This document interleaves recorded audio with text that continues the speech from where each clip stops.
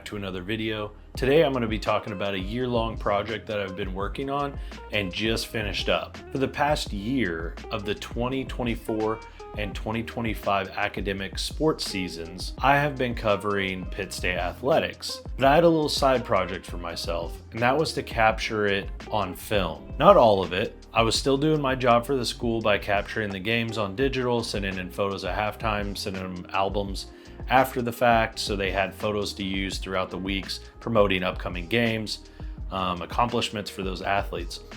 But I wanted something for myself to kind of slow down, look at things a little bit differently, and just create something a little more consistently different for myself. And that project was using film specifically to capture guerrilla athletics. Now, over the past few years, I have been shooting film off and on when I cover Pitt State athletics, but I wanted something that I could be a little more consistent with, something I could really stay on top of and just try to create an end goal. So my end goal was hopefully maybe a little photo book, coffee table book, or a portfolio of images that I can have in a photo album just to share in the future, and maybe keep doing this, but with a different film stock every time.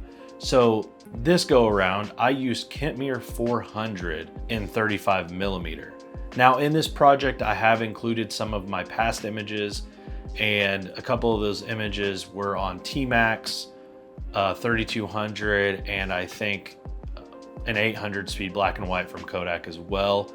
But the majority of the past year, well, all of them from the past year have been with Kentmere 400. Now, with the venue changes from being indoor, outdoor, cloudy days, I let that determine if I was going to be pushing the film or shooting it at box speed. So at box speed, it's 400. I pushed this film to 800, 1600, and 3200. And for such a great budget-friendly film, it's one of the cheaper black and white films. It did amazing. I was shocked with some of my images in 3200. 1600, it was lights out, hands down, probably one of the best black and white films pushed at that speed that I've had the experience with. Now, I haven't been shooting a lot of Kodak black and white in the past. It's been a few years since I've really dove into T-Max and stuff like that. But pushing this film to 800 and 1600 was awesome. So I knew with an early test when I was getting ready for this project, I knew it was going to be capable of doing that. And I only pushed it to 3200 when I really needed to, and I probably could have got away with it at 1600. Now, to talk about some of the gear that I used on this project, my original goal was to use the Nikon F4 for the whole project. And I have a 20mm and I have a 50mm for that. And yes, I know you're probably thinking those aren't ideal for sports. The main idea of this project was to find different ways of capturing the sports, maybe not being the peak action, but maybe just some tight portraits of while I'm walking around a huddle, pregame, whatever it may be. I was trying to find a way to make it work with the 20 and the 50mm. And quickly on, I learned I'm gonna need a little more reach here. And I didn't really want to get into purchasing another lens for this because I like to keep the Nikon pretty simple when it comes to that kind of stuff. And lenses are a little pricey. Well, lucky for me, I have the Canon EF 300mm f2.8 and it's an EF mount. So I knew I could probably find a decently priced Canon camera to make this work and use the 300, which I did. Now, the camera that I found that made this work with the 300 was the Canon EOS 5. It's got a couple other names depending on where you get your body from, wherever you buy it from. But I found it on eBay for a really, really good price. And I figured, why not? Be able to use the 300 a little bit in every sport. It's a little much for basketball, but I knew the 20 and the 50 would be usable in basketball for most things. But I did use the 300 a little bit.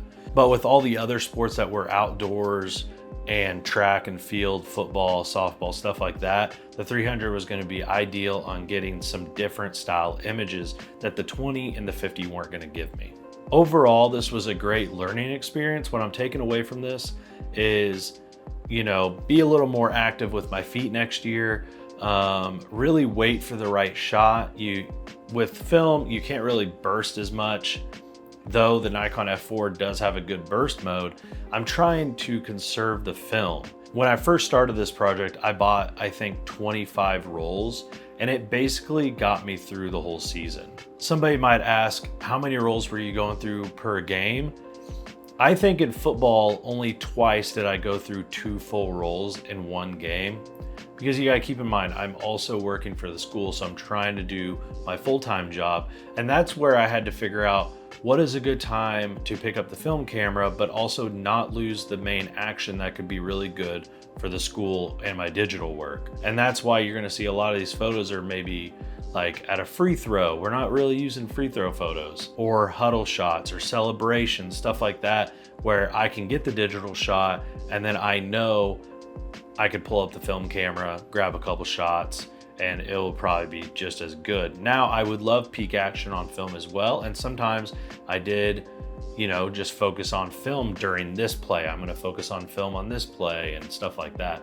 So it was kind of, in and out on what I was gonna be shooting with and what times I'm shooting it. But overall, I think next year I might find a color film stock that I can do this on.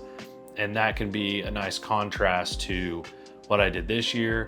But I'm also kind of leaning towards going black and white again and just really trying to hone in on the style of shots that I want to get and be a little more consistent. Because there was times this year I was like, I'm just not in the mood, so I didn't even load up my film camera. And then I got there and I was like, yeah, I should have brought it. The lighting's really good today. It could look really good in black and white. So, I did falter at times when I'm like, oh, I wish I had my film camera here. But next year, I think I'm also going to dabble with some medium format doing this.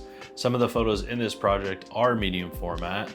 I had 2 basketball photos and I think 1 cheer photo that I shot back when I had the Mamiya Flex. And medium format just looks really, really good. You got so much detail. So I feel like I would like to kind of sprinkle that in next year a little more, and I'll have to find a decently priced 120 film to do that project. But I think Kentmere will probably be the move going forward on this project, just because I know it does really well being pushed, and occasionally things have to be pushed. Now, with that said, I hope you enjoyed these images. If you have any questions, just put them down in the comments below. If you would like to keep track of more of my film stuff in the future, you can follow me on Instagram at Derek and Film. Also, if you want to check out some more of my work that's on the website, you can go to dereklivingston.photo, and I've got a few pages dedicated to specific titles. Gorillas on Film has a page of its own on there, so you can see the photos maybe a little bigger if you are on PC versus Instagram. So with that said, I appreciate if you like, subscribe, and I will see you all in the next one.